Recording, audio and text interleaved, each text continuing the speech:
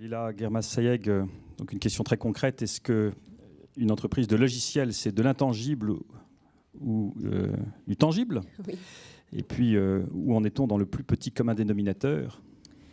Oui, le mot tangible, effectivement, que j'ai utilisé n'est pas un terme comptable, je précise. Donc évidemment, un logiciel est considéré comme un bien, entre guillemets, tangible, puisque effectivement, c'est un produit qui est issu d'une recherche et d'un développement de gens qui ont travaillé dessus et qui est vendable et échangeable. Donc prenez le mot tangible ici, surtout pas dans le terme comptable. Donc on n'est pas dans un bilan.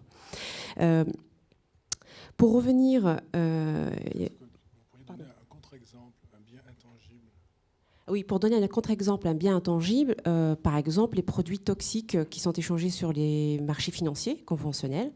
Par exemple, ça peut être une option sur une option, par exemple, ce n'est pas possible. Ça peut être, il y a un tas de produits financiers aujourd'hui, et d'ailleurs, il y en a beaucoup plus. Si c'est une option pour se protéger contre un risque. Il faut que ce risque soit tangible. Par exemple, un risque sismique, ça a un sens. Si par exemple, je vends mon produit aux États-Unis, j'ai un risque dollar, je veux me protéger contre une variation de dollar, je peux acheter une option ou vendre une option. Parce que le dollar existe, c'est une monnaie qui est existante. Donc il faut que le bien en question qui est protégé ou échangé existe en tout cas. Donc on ne peut pas échanger ou faire une assurance sur un bien qu'on ne peut pas toucher et qui n'existe pas. Et non, c'est interdit. Alors que même le communisme le permettait. Comme quoi, hein. Oui, oui. Mais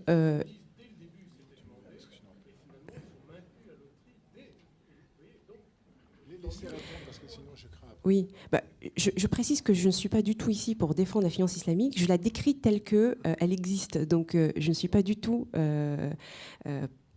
je ne porte pas cette finance, je ne suis pas là pour vous la vendre. Donc, c'est très clair, je suis là pour vous l'expliquer. Donc, après, je vous donnerai mon avis personnel, si vous voulez. Je pense que ça serait intéressant.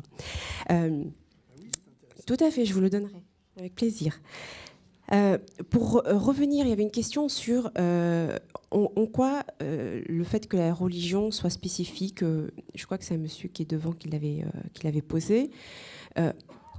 Et là, je m'aventure sur le terrain personnel. Je pense que la société, qu'elle soit occidentale ou des pays émergents, sont en perte de valeur. Nous vivons dans un monde où il n'y a plus de repères. Donc, nous attachons à des choses qui peuvent nous orienter et nous rassurer. D'où la création de, effectivement, comme disait le monsieur qui est au milieu de l'assistance, l'existence d'un tas de choses. Les fonds éthiques, les fonds verts, finances islamiques, etc., etc. Je pense que, effectivement, nous sommes à la recherche dans cette société à des choses qui nous parlent et qui, surtout, nous rassurent d'un point de vue valeur et éthique. Et nous disant, finalement, j'achète quelque chose... finalement, je fais un peu de bien puisque j'achète pas n'importe quoi et que finalement, je me rassure et que l'argent que j'ai gagné, finalement, je l'investis dans quelque chose qui va pas aller n'importe où et qui va pas s'évaporiser comme ça. Ça, je pense que c'est un premier point qui explique effectivement cette émergence, en tout cas en finance, parce que c'est plutôt mon domaine, de choses un peu nouvelles, orientées éthique et orientées valeurs. Je pense que profondément pour répondre à ce genre de questions et de préoccupations. On l'a vu avec les crises. Beaucoup de gens ont retiré leur argent, beaucoup de gens ont cessé d'échanger, beaucoup de gens finalement ont échangé dans les RSI, des choses comme ça. J'ajouterai maintenant, pour la finance islamique plus précisément,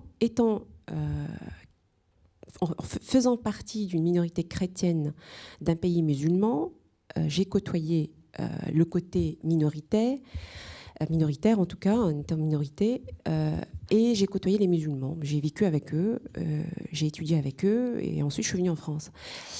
Et en France, quelque chose m'a choquée, c'est que autant dans le pays où j'ai été considérée avec beaucoup de respect en faisant partie des chrétiens minoritaires, mais en venant en France, j'étais très choquée par le fait que les musulmans minoritaires ont été, en tout cas, pas, à mon sens, respectés. Je m'avance sur le terrain personnel et je pense que je vais choquer beaucoup de gens, mais je pense que c'est le but de cette soirée. Et donc la finance islamique, au fait, je m'y penchais parce que c'est pas forcément ma spécialité, parce que moi je suis spécialisée dans la finance conventionnelle. Et j'ai été voir, je me dis pourquoi ça existe. C'est la question que vous vous posez aujourd'hui, vous. Mais je me dis pourquoi ça existe, pourquoi on en parle et pourquoi c'est venu et ça prend des proportions de plus en plus. Qu'est-ce qui se passe? Et je pense qu'effectivement, ces populations sont à la recherche, pareil, de valeurs et de dire coucou, nous sommes là et que nous sommes capables de choses en dehors de mettre des bombes, etc. Donc pour dire qu'il y a peut-être des musulmans un peu intelligents et qui font des choses un peu intelligentes, même si au fond la finance islamique, à mon sens, n'aura pas d'avenir. Hein. Honnêtement, au niveau business, n'aura pas d'avenir.